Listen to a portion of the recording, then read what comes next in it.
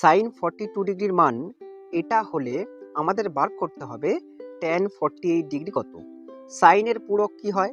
কস হয় 48, কারণ 42 প্লাস 48 যোগ করলে কত হয়? 90 ডিগ্রি। পূরক মানে কি? দুটো যোগ করে 90 ডিগ্রি হলেই সেটা পূরক। তাহলে 42 এর পূরক হচ্ছে 48 ডিগ্রি। ইকুয়াল টু কত দেওয়া আছে? a by root over of a square plus B square দেওয়া আছে। কস মানে কি? কস থিটা মানে আমরা কি জানি? ভূমি বাই অতিভুজ। একটা সমকোণী ত্রিভুজের ভূমিকে অতিভুজ দিয়ে ভাগ করলে আমরা কস থিটা পাই, থিটা যদি অ্যাঙ্গেল হয়। এখানে অ্যাঙ্গেলটা কত আছে? 48 ডিগ্রি। মানটা কি? a by root over of a square plus B square. ত্রিভুজটা যদি আমি আঁকি, সমকোণের উল্টো দিকের বাহুটাকে বলে অতিভুজ।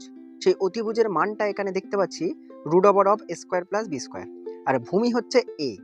অতিভুজের মান যেহেতু root over of a square plus B square, তাহলে লম্বটা কত হবে? লম্বটা বি হবে, কারণ পিথাগোরাসের সূত্র অনুযায়ী আমরা জানি লম্ব স্কোয়ার প্লাস ভূমি স্কোয়ার করলে এবং রুট করে দিলে অতিভুজটা পাওয়া যায়। অতিভুজ দেওয়া আছে root over of a square plus B square, মানে লম্ব হচ্ছে বি। আমাদের যেটা বার করতে হবে tan 48 ডিগ্রি। এখানে যে এই অ্যাঙ্গেলটা আছে এটা হচ্ছে 48 ডিগ্রি, কারণ এই যে রেশিওটা আমরা লিখেছি ভূমি বাই অতিভুজ, সেটা cos 48 দিয়ে লিখেছি। তাহলে tan 48 ডিগ্রি কত হবে? লম্ব বাই ভূমি। এখানে লম্ব হচ্ছে বি আর ভূমি হচ্ছে এ।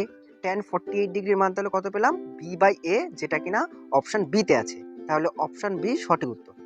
অঙ্কটা ভালো লাগলে লাইক করে দিও, আর এরকম আর ভিডিও পেতে আমাকে ফলো বা সাবস্ক্রাইব করে রাখতে পারো। ভিডিওটা দেখার জন্য অনেক অনেক ধন্যবাদ।